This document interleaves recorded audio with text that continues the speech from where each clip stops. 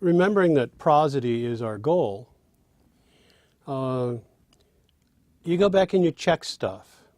So that the line that we just worked on with the unstable tone, with the D, I hear you moan, I hear you laugh, commented that the D on laugh colored the word laughter into something that was not quite happy laugh. But it also occurred to me, because I am addicted to prosody, that that maybe the word moan might go in that end line position. And so I thought I would give it a try and see what would happen. And then think about the consequences. Make your way between the cracks. I hear you laugh. I hear you moan, singing as you pass.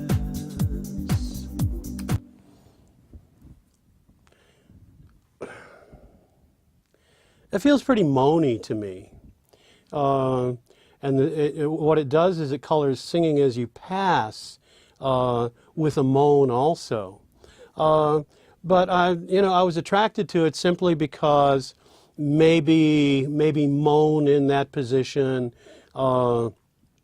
deserves the D more than laugh does. What do you think? What do you think? And that's of course always a question, which really is a question of how does it feel? How does it feel? To me, it felt like too much. But once you say, well, maybe, then you've got to think about other things. Okay, well, what's happening is that I had this rhyme scheme of cracks, laugh, pass in sort of shortening lines, which felt to me nice and accelerated and pushing forward. And if I go, you make your way between the cracks, I hear you laugh, I hear you moan, singing as you pass, oh ho. So now the oh and the ho, the hobo wind, because of the moan out there at the end of the line, feels like it gets a little boost. But I think it gets the same boost on the inside.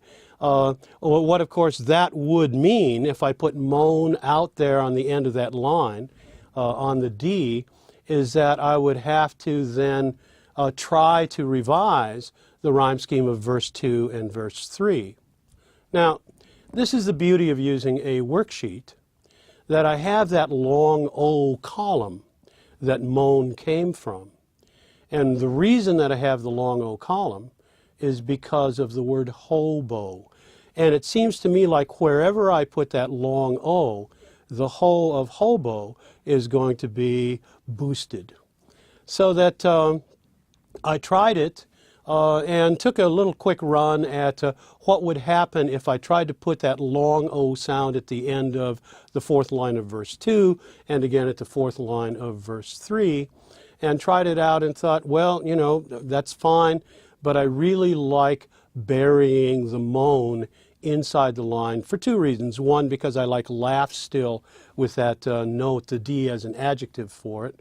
And secondly, I don't want moan to be such a huge sound at the end of that line on the D that it overtakes the wind in hobo wind.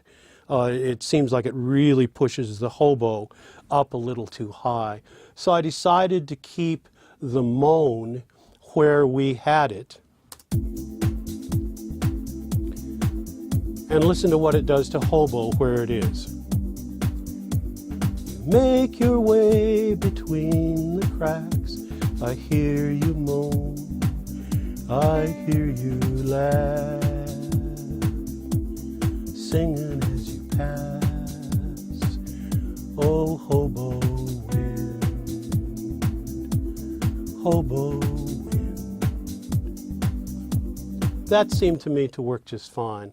But given that, I thought, wow, that's really great. Putting that long O in that position, bearing it, does do nice things for the hobo-ness, hoboicity, the hobo-ness of the